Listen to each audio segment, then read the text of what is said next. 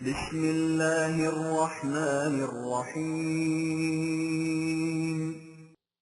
یا ایہا المزمل،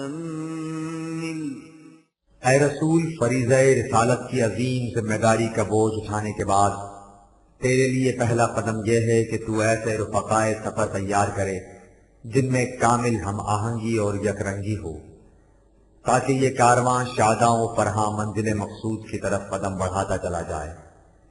اس قسم کا عمل تزمیل سالار کارواں کا اولین فریضہ ہوتا ہے۔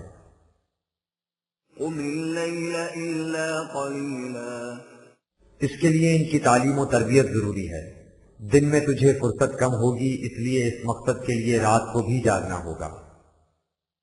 نصفہ او انقص منہ قلیلا، لیکن ساری رات نہیں، آدھی رات تک، یا اس سے کچھ کم یا ذرا زیادہ۔ او زد علیہ ورتل القرآن ترتیلا، راتوں کی ان مجالس میں تو انہیں قرآن کو اس طرح سمجھا کہ اس کا حسن ترتیب اور نظم و ربط ابھر کر ان کے سامنے آ جائے، پھر اسی ترتیب اور نظم و ضبط کے ساتھ اسے عمل میں لاتے چلے جاؤ۔ ہم نے قرآن کو جس حسن ترتیب و تناسب کے ساتھ مربوط کیا ہے، اسی حسن نظم و ترتیب کے ساتھ تم اس پر عمل کرتے جاؤ۔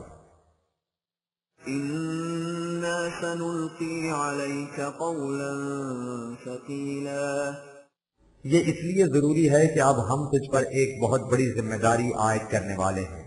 اب قرآن کے ذریعے معاشرے میں انقلاب برپا کر کے نظام خداوندی کی عملی تشکیل کا مرحلہ سامنے آتا ہے۔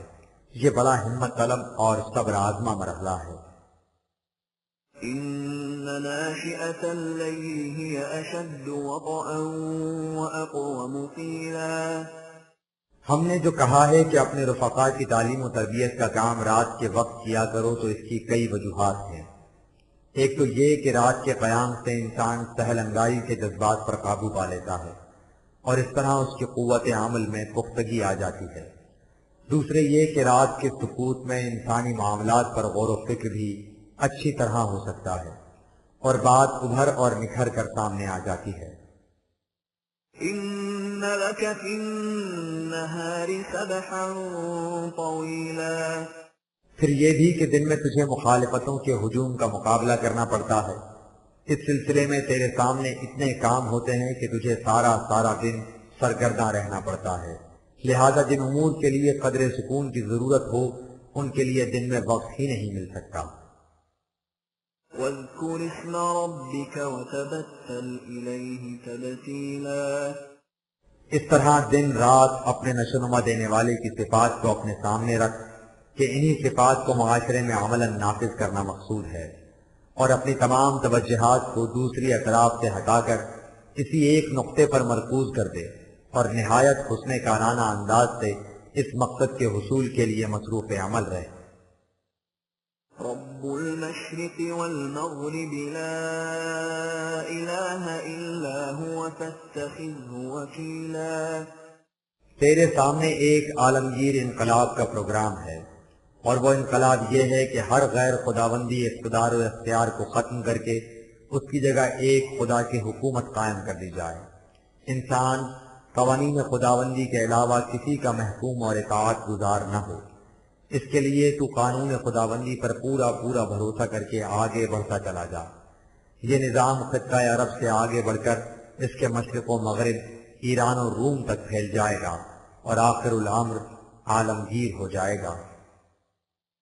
واصبر على ما يقولون واهجرهم هجرا جميلا، اور اپنے مخالفین کی کسی بات سے اثر پذیر مت ہو، بلکہ ان کی طرف سے صرف نظر کر کے اپنے پروگرام پر ثبات اور استقامت سے جمے رہو، اور اپنے دامن کو ان خاردار جھاڑیوں سے حسن کارانہ انداز سے بچاتے جاؤ، اور اس طرح ان لوگوں سے الگ ہٹتے چلے جاؤ جو بات تک سننے کے لیے آمادہ نہ ہو۔ وَذَرْنِي وَالْمُكَذِّبِينَ أُولِي النَّعْمَةِ وَمَهِّلْهُمْ قَلِيلًا، یہ لوگ جو اپنی دولت کے نشے میں بدمست اندھا دھند ہمارے قوانین کی تکذیب کرتے چلے جاتے ہیں، انہیں ہمارے قانون مکافات کے حوالے کر دو اور تھوڑی سی مہلت دے دو، ہمارا قانون ان سرمایہ داروں سے خود نپٹ لے گا۔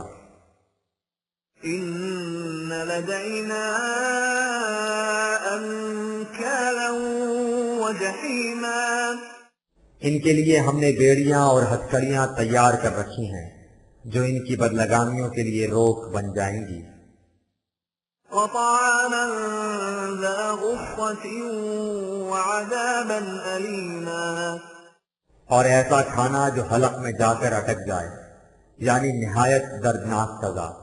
نظام سرمایہ داری کا انجام یہی ہوتا ہے کہ ان لوگوں کی خود اپنی دولت ان کے لیے عذاب بن جاتی ہے، اور اس طرح ان کا نوالا جو دوسروں کی کمائی کو غصب کر کے حاصل کیا گیا تھا، حلق میں اٹک کر ان کا گلا گھونٹ دیتا ہے۔ اس نظام کی بنیاد میں تباہی کی صورت مضمر ہوتی ہے۔ يوم ترجف الأرض والجبال وكانت الجبال كثيبا مهيلا اس وقت یہ تمام بڑے بڑے سردار اور ان کے متبع عوام تمہاری قوت کے سامنے کانپ اٹھیں گے۔ ان کے سرغنوں کی جو اس وقت پہاڑ کی طرح محکم نظر آ رہے ہیں، بالخصوص یہ حالت ہوگی گویا ریت کے تودے ہیں جو خود بخود پھسلتے چلے جا رہے ہیں۔ أرسلنا إليكم رسولا شاهدا عليكم كما أرسلنا إلى فرعون رسولا اے رسول، تم ان لوگوں سے کہہ دو کہ نہ یہ مقصد جس کے لیے مجھے بھیجا گیا ہے کوئی نیا مقصد ہے، اور نہ ہی مخالفین کا ایسا انجام جس کی طرف اوپر اشارہ کیا گیا ہے کوئی نرالا انجام۔ اسی قسم کی انقلاب آفرینی کے لیے سابقہ انبیاء کرام آتے رہے، اور اسی قسم کا انجام ان کے مخالفین کا ہوا۔ ان میں موسیٰ کے ہاتھوں لایا ہوا انقلاب اور فرعون کا انجام بڑی نمایاں حیثیت رکھتا ہے۔ ہم نے اسی مقصد کے لیے تمہیں ان لوگوں کی طرف بھیجا ہے تاکہ تو ان کے اعمال کی نگرانی کرے اور دیکھے کہ یہ کون سی روش اختیار کرتے ہیں۔ فعصى فرعون الرسول فأخذناه أخذا وبيلا فرعون نے موسیٰ کے پیش کردہ قوانین خداوندی سے سرکشی برتی تو ہمارے قانون مکافات نے اسے ایسی سختی سے پکڑا کہ وہ اس کی گرفت سے نکل نہ سکا۔ فكيف تتقون إن كفرتم يوما يجعل الولدان شيبا ان سے کہو کہ جب فرعون جیسا صاحب قوت و جبروت مستبد حکمران ہماری گرفت سے نہ بچ سکا تو تم ہمارے قوانین سے انکار اور سرکشی برت کر کیسے بچ جاؤ گے؟ تم پر وہ تباہی آئے گی جس کی شدت اور سختی بچوں کو بوڑھا کر دیا کرتی ہے۔ عام قانون کی روح سے بچپن مائل بعروج ہو کر شباب تک پہنچتا ہے اور پھر زوال شروع ہو جاتا ہے، لیکن اس انقلاب کی روح سے غلط نظام فوراً مائل و زوال ہو جائے گا۔ یہ جوان ہونے ہی نہیں پائے گا کہ اس پر بڑھاپا چھا جائے گا۔ السماء منفطر به كان وعده مفعولا ایسی سختی جس سے آسمان پھٹ پڑے یہ تباہی اٹل ہے، واقع ہو کر رہے گی۔ إن هذه تذكرة فمن شاء اتخذ إلى ربه سبيلا ہم جو کچھ کہہ رہے ہیں ایک تاریخی حقیقت اور واضح بیان ہے جو عبرت و موعظت کے ہزار سامان اپنے اندر رکھتا ہے۔ جس کا جی چاہے اس سے عبرت حاصل کر کے خدا کے نظام ربوبیت کی طرف جانے والا راستہ اختیار کر لے۔ إن ربك يعلم أنك تقوم أدنى من ثلثي الليل ونصفه وثلثه وطائفة من الذين معك والله يقدر الليل والنهار علم أن لن تحصوه فتاب عليكم فاقرؤوا ما تيسر من القرآن علم أن سيكون منكم مرضى وآخرون يضربون في الأرض يبتغون من فضل الله وآخرون يقاتلون في سبيل الله فاقرؤوا ما تيسر منه وأقيموا الصلاة وآتوا الزكاة وأقرضوا الله قرضا حسنا وما تقدموا لأنفسكم من خير تجدوه عند الله هو خيرا وأعظم أجرا واستغفروا الله إن الله غفور رحيم. جہاں سے بات چلی تھی ہم تیری توجہ پھر اسی نقطے کی طرف منعطف کرانا چاہتے ہیں، وہ یہ کہ تیرا نشوونما دینے والا جانتا ہے کہ تو کبھی 2/3 رات گئے تک اس پروگرام میں مشغول رہتا ہے، کبھی آدھی رات تک اور کبھی 1/3 شب تک، اور تیرے رفقا کی ایک جماعت بھی تیرے ساتھ ہوتی ہے، لیکن اللہ نے رات اور دن کے پیمانے مقرر کر رکھے ہیں۔ رات کے وقت آرام کرنا بھی ضروری ہوتا ہے۔ وہ جانتا ہے کہ تمہاری بیتابی تمنا اور وقور شوق کا تقاضا ہے کہ یہ پروگرام جلد از جلد تکمیل تک پہنچ جائے، اس لیے تم اپنی نیند اور آرام کا قطعاً خیال نہیں کرتے، لیکن تم لوگ اس روش کو زیادہ دیر تک نبھا نہیں سکو گے، اس لیے وہ اس قدر ناقابل برداشت محنت اور مشقت کی اجازت نہیں دے سکتا۔ ہنگامی حالات کی بات اور ہے، ان میں زیادہ وقت بھی دیا جا سکتا ہے، لیکن عام حالات میں حد سے آگے نہیں بڑھنا چاہیے۔ خدا تمہارے لیے آسانی چاہتا ہے، لہذا تم قرآنی تعلیم کے جتنے حصے کے اپنی جماعت کے قلب کی زمین میں بآسانی تخم ریزی کر کے اسے قابل نشوونما بنا سکو، اتنے ہی پر اکتفا کرو۔ وہ جانتا ہے کہ تم میں سے بعض کی صحت کمزور ہے، اس لیے وہ اس طرح جلدی بیمار پڑ جائیں گے۔ بعض ایسے بھی ہیں جنہیں تلاش معاش کی خاطر دوسرے مقامات کی طرف سفر کرنا پڑتا ہے، اور انہی میں ایسے لوگ بھی ہیں جنہیں اس نظام کی حفاظت کے لیے میدان جنگ میں بھی جانا ہوگا، جس کے لیے عمدہ صحت اور تنومندی نہایت ضروری ہے۔ اس لیے تم قرآن کے اتنے ہی حصے کو اس طرح دل نشین کراؤ جتنا آسانی سے ہو سکے، اور اس طرح آہستہ آہستہ نظام صلاح کو قائم کرتے جاؤ، اور نوع انسانی کی نشوونما کا انتظام کرو، اور ان مقاصد کے حصول کے لیے اپنی دولت اس نظام کو بطور قرض دے دو جو تمہیں کئی گنا ہو کر واپس مل جائے گا۔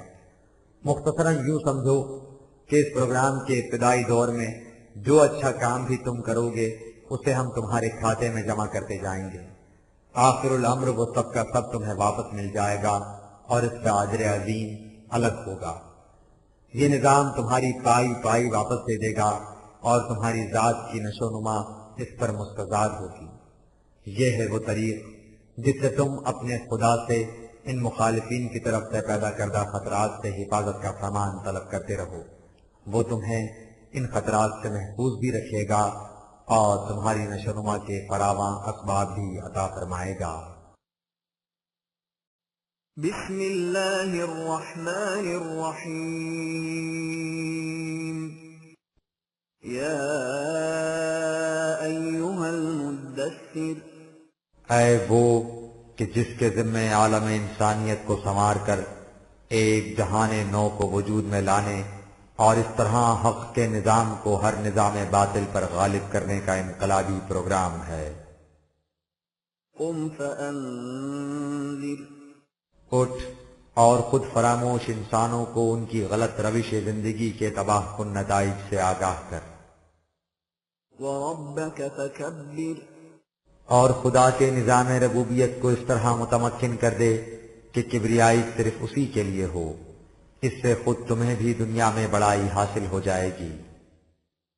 وثیابک فطہر، اس کے لیے ضروری ہے کہ اپنی سیرت و کردار شخصیت کو نہایت پاکیزہ بنایا جائے، اور اس دعوت و تحریک کو ہر قسم کے ناپسندیدہ عناصر سے پاک و صاف رکھا جائے، اس لیے کہ یہ کوئی ایسا میکانکی نظام نہیں کہ جس نے چاہا اسے چلا لیا۔ اس کے لیے خود اس دعوت کا صاف اور شفاف رہنا اور اس میں شامل ہونے والوں کے قلب و نگاہ کا پاکیزہ ہونا بنیادی شرط ہے۔ والرجز فاہجر، اس قسم کے رفقا کو اپنے ساتھ لے اور ان کی ایسی تربیت کر کے ان کی سیرت میں پختگی پیدا ہو جائے جس سے وہ اس بار عظیم کو آسانی سے اٹھا سکیں اور ان کے پائے استقلال میں کہیں لغزش نہ آنے پائے۔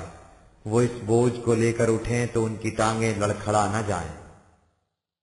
ولا تمنن تستكثر، اپنے رفقا کو یہ بھی سمجھا دے کہ اس نظام کا بنیادی اصول یہ ہے کہ تم اپنی محنت کے ماحصل کو دوسروں کی نشو و نما کے لیے کھلا رکھو اور ضرورت مندوں کی امداد کرو، تو اس نیت سے نہیں کہ یہ ان پر احسان ہے جس کے بدلے میں وہ تمہیں اس سے زیادہ لوٹا کر دیں گے۔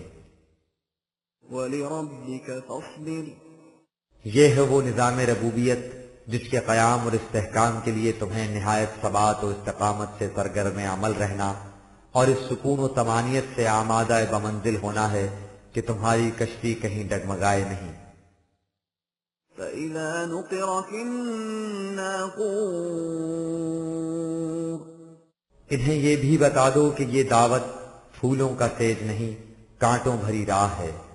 ہر طرف سے اس کی مخالفت ہوگی اور سخت مخالفت، حتیٰ کہ اس میں ایسا وقت بھی آئے گا جب دشمن ہر طرف سے تمہیں ٹھونگے ماریں گے، لڑائی کا بگل بجے گا اور تمہیں میدان جنگ میں آنا پڑے گا۔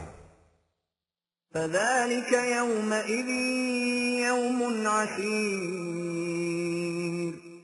عَلَى الْكَافِرِينَ غَيْرُ يَسِيرٌ۔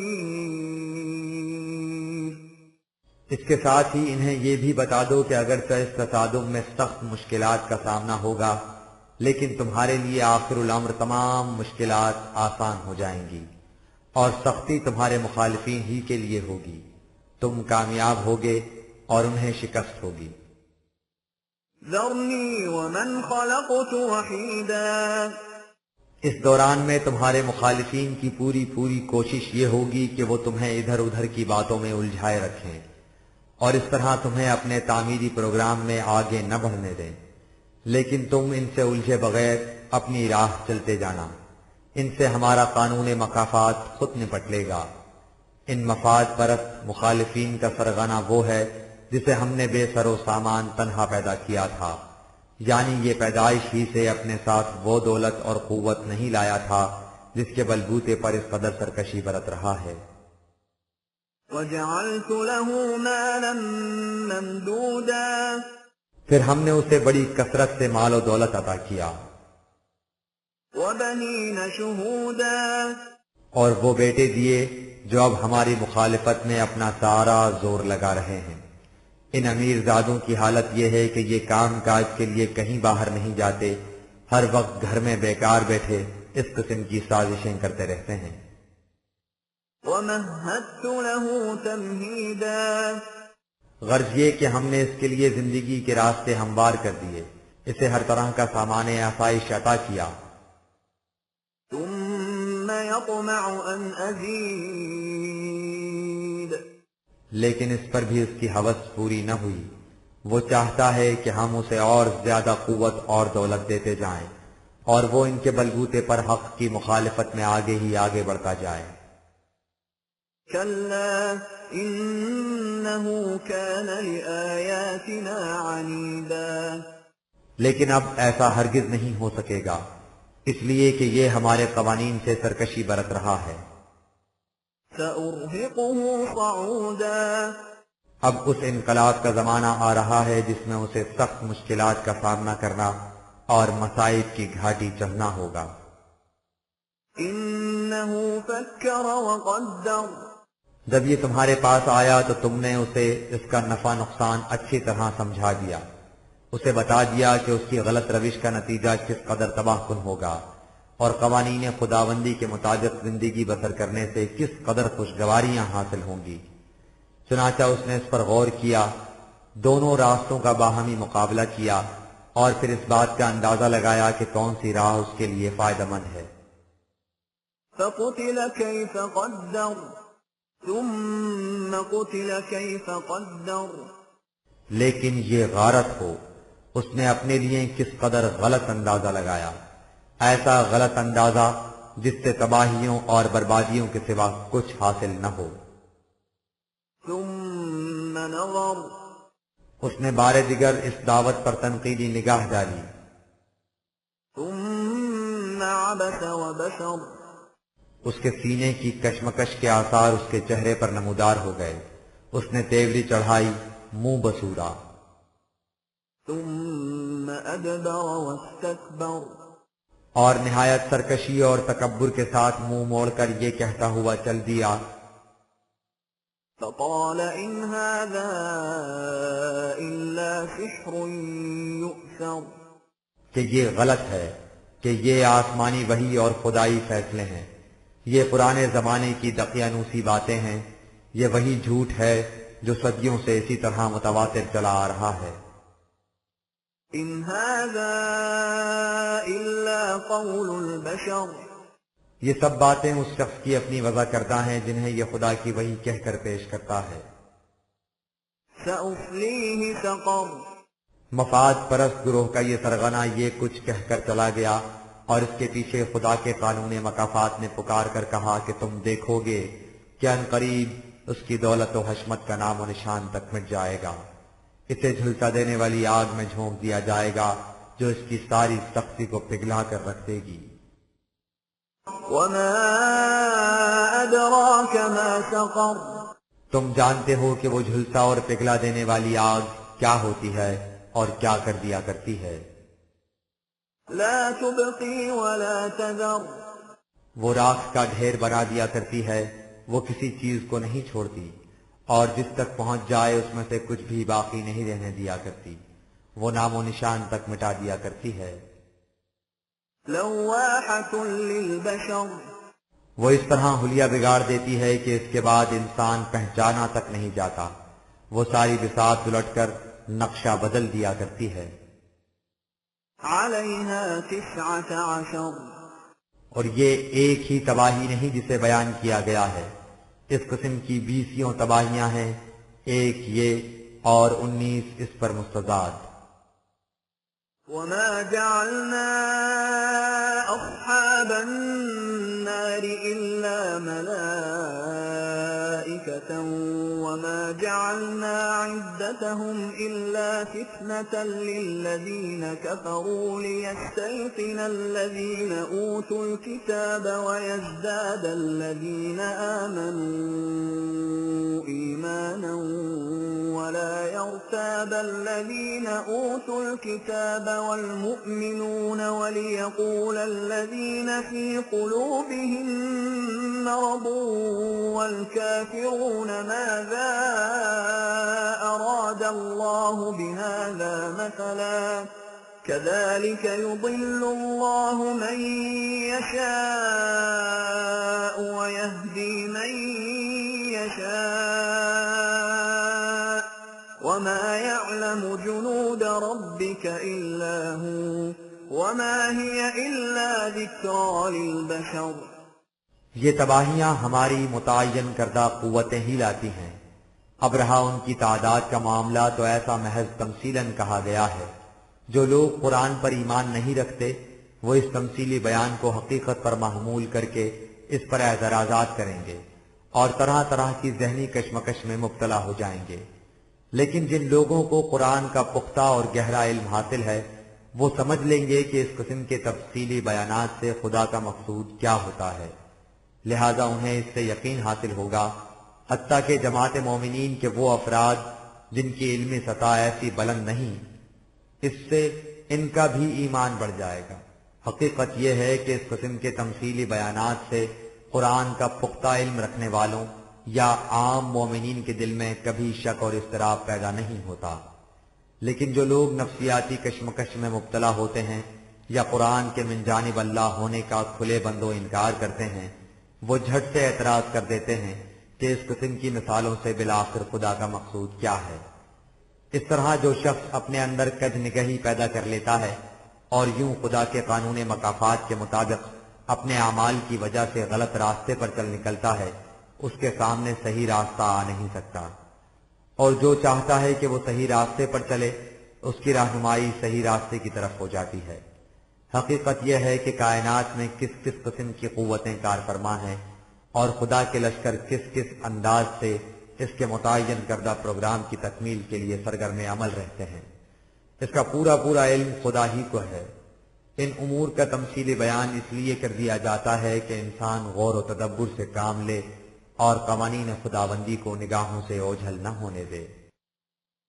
كلا والقمر والليل إذ أدبر والصبح إذا أسفر إنها لإحدى الكبر۔ یہ لوگ خیال کرتے ہیں کہ خدا کا قانون مکافات کوئی شے نہیں، اور جس انقلاب سے انہیں متنبہ کیا جاتا ہے وہ محض دھمکی ہے۔ ایسا ہرگز نہیں، وہ انقلاب ایک حقیقت ہے جو واقع ہو کر رہے گا۔ ان سے کہو کہ یہ ذرا کارگاہ کائنات کے نظم و نسق پر اور جس قانون خداوندی کے ماتحت مظاہر فطرت مصروف نقل و حرکت ہیں اس پر غور کریں، اور پھر سوچیں کہ جس خدا کی لامحدود قوت یہ کچھ کر رہی ہے اس کے لیے اس قسم کا انقلاب لانا کیا مشکل ہے۔ چاند کا اپنے وقت پر نمودار ہونا اور پھر مختلف منازل سے گزرنا، رات کی تاریکی کا صبح کی سفیدی میں تبدیل ہونا اور پھر روز روشن کا سامنے آ جانا، یہ تمام تغیرات خدا کے قانون قدرت کی زندہ شہادات ہیں۔ اس کے اسی قانون قدرت کے مطابق یہ انقلاب آئے گا جو تاریخ انسانی کے عظیم واقعات میں سے ہے۔ یہ چاند کی طرح بتدریج بڑھے گا، اس کی ذوفشانیوں سے باطل کی تاریکیاں چھٹ جائیں گی اور حق کی سہر درخشندہ نمودار ہو جائے گی۔ نذیرا للبشر، ہم انہیں مطلع کیے دیتے ہیں کہ ایسا ہو کر رہے گا۔ ہر شخص کو اس سے آگاہ رہنا چاہیے۔ لمن شاء منكم أن يتقدم أو يتأخر كل نفس بما كسبت رهينة۔ یہاں ہر فیصلہ خدا کے قانون مکافات کے مطابق ہوتا ہے۔ قوموں کی موت و حیات، افراد کا آگے بڑھنا اور پیچھے رہ جانا، سب ان کے اپنے اعمال کا نتیجہ ہوتا ہے۔ سو جس کا جی چاہے آگے بڑھ جائے اور جس کا جی چاہے پیچھے رہ جائے۔ اس تمام رشد و ہدایت اور کشمکش حق و باطل سے مقصود یہ ہے کہ جو شخص چاہے اپنی کوشش سے زندگی کے ارتقائی منازل میں آگے بڑھ جائے، جو پیچھے رہنا چاہے پیچھے رہ جائے۔ یاد رکھو، ہر شخص اپنے ہی اعمال کے شکنجے میں جکڑا ہوتا ہے اور انہی کی وجہ سے اس پر مصیبتیں آتی ہیں۔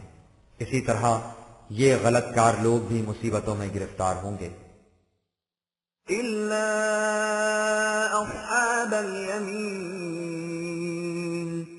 لیکن اصحاب یمن و سعادت مصیبتوں میں گرفتار نہیں ہوں گے، وہ اپنے اعمال صالح کے بدلے جنت کی خوشگواریوں میں رہیں گے۔ في جنات يتساءلون عن المجرمين ما سلككم في سقر۔ وہ ان مجرمین سے جو تباہیوں کے عذاب میں مبتلا ہوں گے پوچھیں گے کہ کون سی چیز تمہیں اس جہنم میں کھینچ لائی ہے، وہ تمہارے کون سے جرائم تھے جن کی یہ سزا ہے۔ قالوا لم نك من المصلين،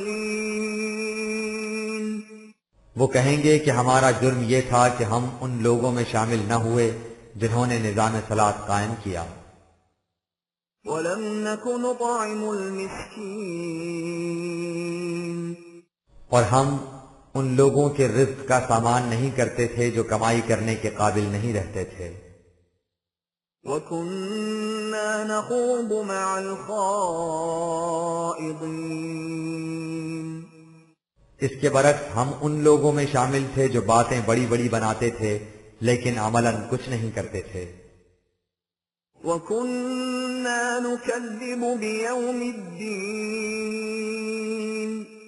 اور یوں ہم خدا کے قانون مکافات کی تکذیب کرتے تھے اور اس بات کو جھٹلاتے تھے کہ ایک دن ہمارے اعمال کے نتائج تباہی بن کر ہمارے سامنے آئیں گے۔ حتى أتانا اليقين، ہم اسی روش پر قائم رہے تاکہ یہ تباہی حقیقت بن کر ہمارے سامنے آ گئی۔ فما تنفعهم شفاعة الشافعين اس وقت نہ خود ان کی کوئی پیش جائے گی اور نہ ہی ان کے حمایتیوں کی حمایت ان کے کسی کام آئے گی۔ فما لهم عن التذكرة معرضين معلوم نہیں کہ جب یہ تمام حقائق اس طرح واضح طور پر ان کے سامنے پیش کر دیے جاتے ہیں تو پھر انہیں کیا ہو جاتا ہے کہ یہ اس سے یوں روگردانی کرتے ہیں۔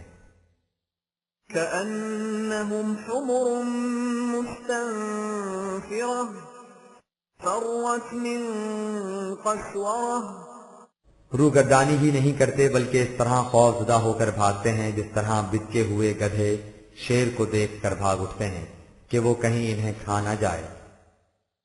بل يريد كل امرئ منهم أن يؤتى صحفا منشرة بات یہ نہیں کہ یہ حقائق ان کی سمجھ میں نہیں آتے، سمجھ میں تو آ جاتے ہیں، لیکن ان کی انفرادی مفاد پرستیاں انہیں اس طرف آنے سے روکتی ہیں۔ نظام خداوندی اجتماعی زندگی چاہتا ہے جس میں تمام افراد کے مفاد مشترک ہوں، لیکن ان میں سے ہر شخص یہ چاہتا ہے کہ اس کی مفاد پرستی کا کاروباری پروگرام الگ الگ پھیلا ہوا ہو۔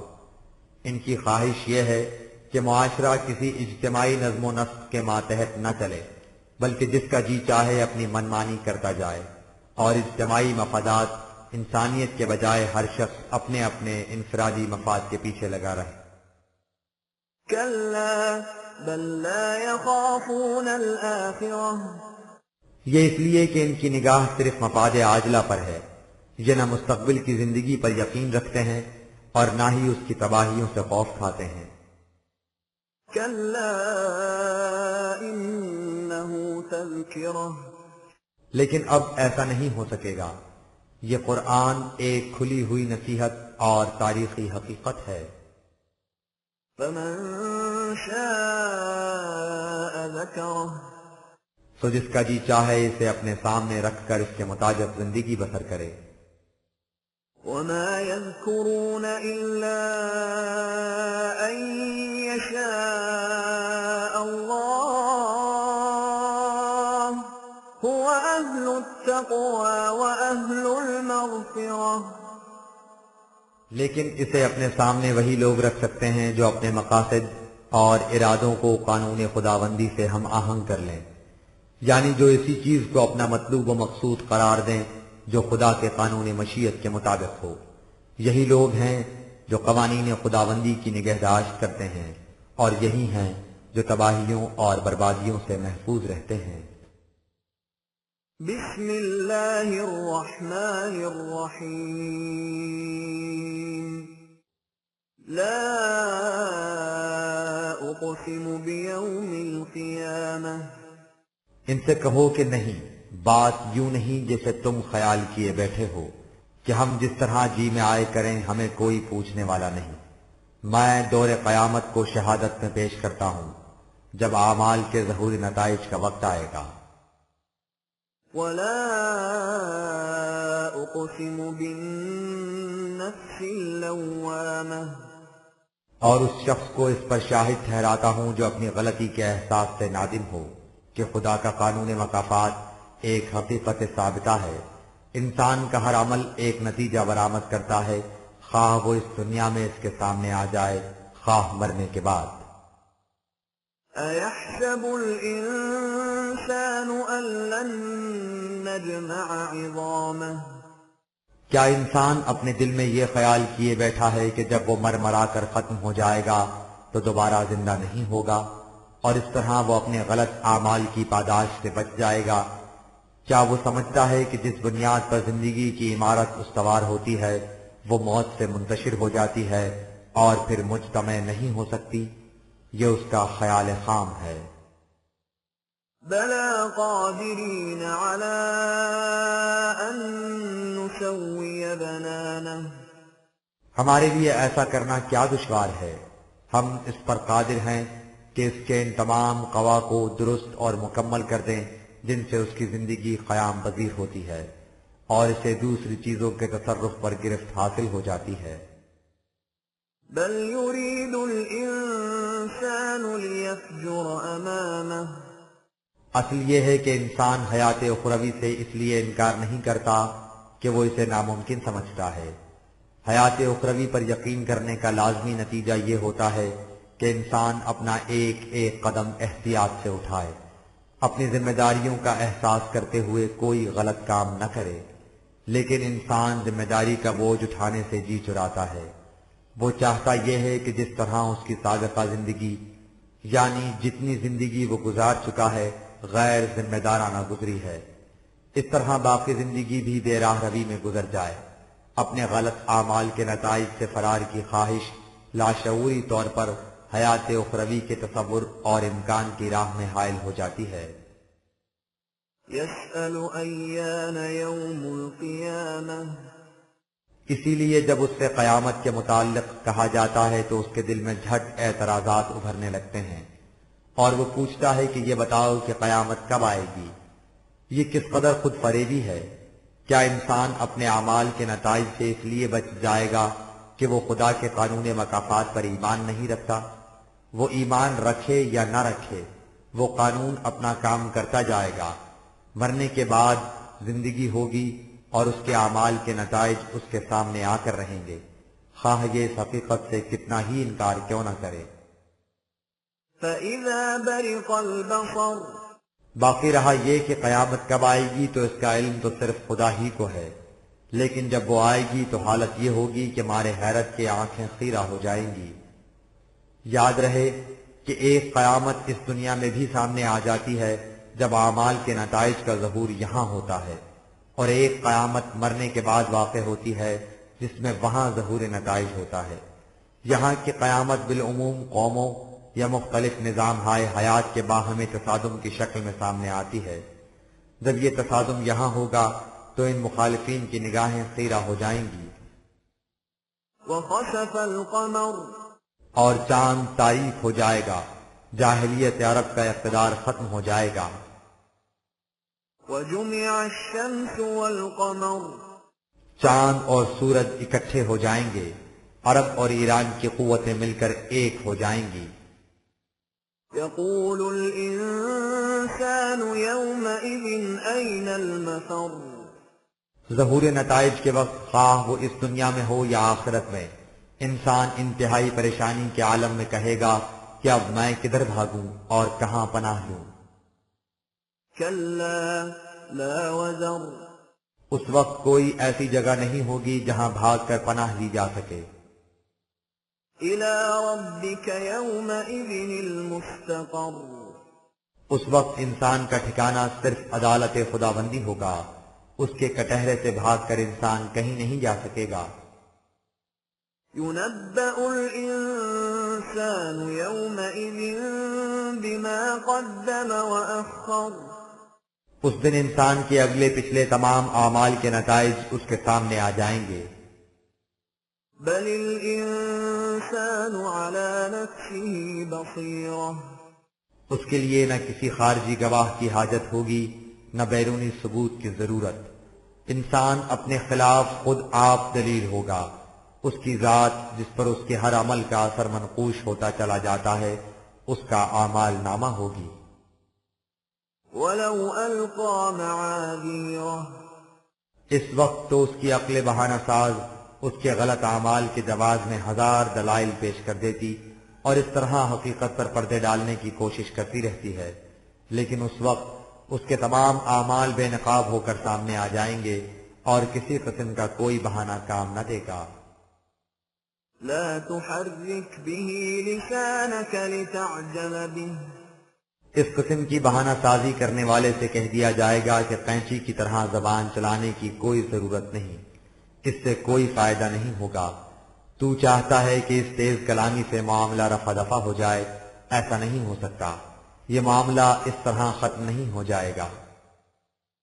إِنَّ عَلَيْنَا جَمْعَهُ وَقُرْآنَهُ یہ کام خود ہم نے اپنے ذمہ لے رکھا ہے کہ انسان کے اگلے پچھلے تمام اعمال کو اکٹھا کیا جائے اور پھر انہیں نہایت حفاظت سے رکھا جائے۔ فَإِذَا قَرَأْنَاهُ فَاتَّبِعْ قُرْآنَهُ سو اے انسان جب ہم نے تیرے اعمال کو اس طرح جمع و ثبت کر رکھا ہے تو تجھے اس طرح جمع شدہ کے پیچھے پیچھے چلنا ہوگا، یعنی جس طرف تمہارے اعمال کے نتائج لے جائیں تمہیں اسی طرف جانا ہوگا۔ ثم إن علينا بيانه، اس طرح ہم تمہارے اعمال کے نتائج کو ظاہر کر کے تمہارے سامنے لے آئیں گے۔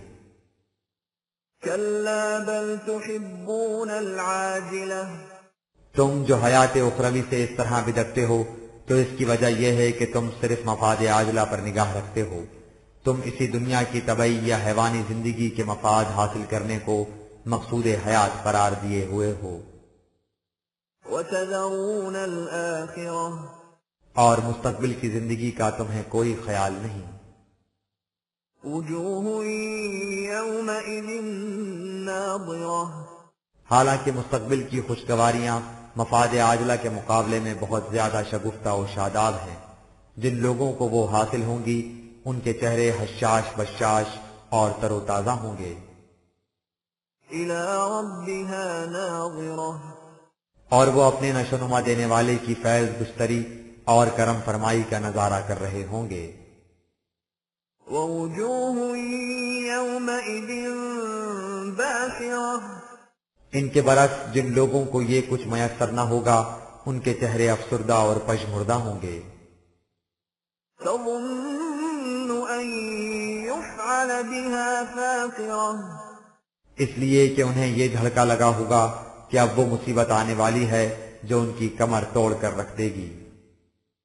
كلا إذا بلغت التراقي، لہذا انہیں مستقبل کی زندگی کے متعلق ہرگز شک و شبہ نہیں کرنا چاہیے۔ حقیقت یہ ہے کہ جس وقت انسان سکرات موت کی ہچکیاں لیتا ہے اور سانس گلے میں اٹک جاتی ہے، وقيل من راق، اور ہر کہنے والا یہی کہتا ہے کہ اس وقت جو کچھ بن پڑے کر لینا چاہیے، اگر دوا دارو سے فائدہ نہیں ہوتا تو کسی جھاڑ پھونک والے کو بلا لو، شاید وہی اس کی جان بچا لے۔ وظن أنه الفراق، اس سے مرنے والا سمجھ لیتا ہے کہ اب اس کا آخری وقت آ پہنچا ہے۔ والتفت الساق بالساق، اس وقت اس کی اور اس کے پسماندگان کی سختیاں اور مصیبتیں تو بر تو جمع ہونا شروع ہو جاتی ہیں، ایک پر دوسری مصیبت چلی آتی ہے۔ إلى ربك يومئذ المساق، اس وقت انسان کو ہر طرف سے ہٹا سمٹا کر عدالت خداوندی کی طرف ہانک کر لایا جاتا ہے۔ فلا صدق ولا صلى، ان حقائق کی روشنی میں تم اس شخص سے کہو جو ہمارے قانون مکافات کی تصدیق نہیں کرتا اور سیدھے راستے پر نہیں چلتا، ولكن كذب وتولى، بلکہ اس کی تکذیب کرتا ہے اور اس سے گریز کی راہیں نکالتا ہے۔ ثم ذهب إلى أهله يتمطى، اور اپنی اس روش پر اتراتا ہوا اپنے رفقا کی طرف جاتا ہے۔ أولى لك فأولى، کہ اے بد نصیب، تیرے لیے کس قدر بہتر تھا کہ تو قوانین خداوندی کا اتباع کرتا۔ ثم أولى لك فأولى، اے کاش یہ بات تیری سمجھ میں آ جاتی کہ وہ روش تیرے حق میں کس قدر مفید تھی۔ أيحسب الإنسان أن يترك سدى، حالانکہ زندگی مفاد عاجلہ کے تانے اور مستقبل کے بانے سے کپڑا بننے کا نام ہے، یا یوں کہیے کہ زندگی عبارت ہے دنیا کے تانے میں دین کا بانا ڈالنے سے۔ اگر دین اور دنیا، روح اور مادہ، مستقل اقدار اور امور تمدن و سیاست کا اس طرح امتزاج نہ ہو تو انسانی زندگی کا مقصد حاصل نہیں ہو سکتا۔ قرآن تعلیم انہی کا امتزاج سکھاتی ہے اور یوں انسانی کوششوں کو نتیجہ خیز بنا دیتی ہے۔ ألم يك نطفة من مني يمنى، اسے سوچنا چاہیے کہ حیات انسانی کتنے ارتقائی مراحل طے کرنے کے بعد انسانی پیکر تک پہنچی ہے۔ وہ ایک قطرہ آب تھا جو رحم میں گرایا گیا، ثم كان علقة فخلق فسوى، پھر اس نے رحم مادر میں ایک معلق شے کی سی شکل اختیار کی، پھر اس میں قسم قسم کے ترکیبی امتزاجات ہوئے اور ازاں بعد اس میں ٹھیک ٹھیک تناسب پیدا ہوا، فجعل منه الزوجين الذكر والأنثى، اور اس میں جنسی تفریق سے مرد اور عورت کے جوڑے بنے۔ أليس ذلك بقادر على أن يحيي الموتى، کیا وہ خدا جو یہ کچھ کرتا ہے اس پر قادر نہیں کہ وہ مردوں کو زندہ کر سکے؟ جب مرنے کے بعد کی زندگی کو تسلیم کر لیا جائے تو پھر قانون مکافات اور وحی کے پروگرام پر ایمان لانا مشکل نہیں ہوتا۔ یہ اس تمام پروگرام کی بنیادی اینٹ ہے۔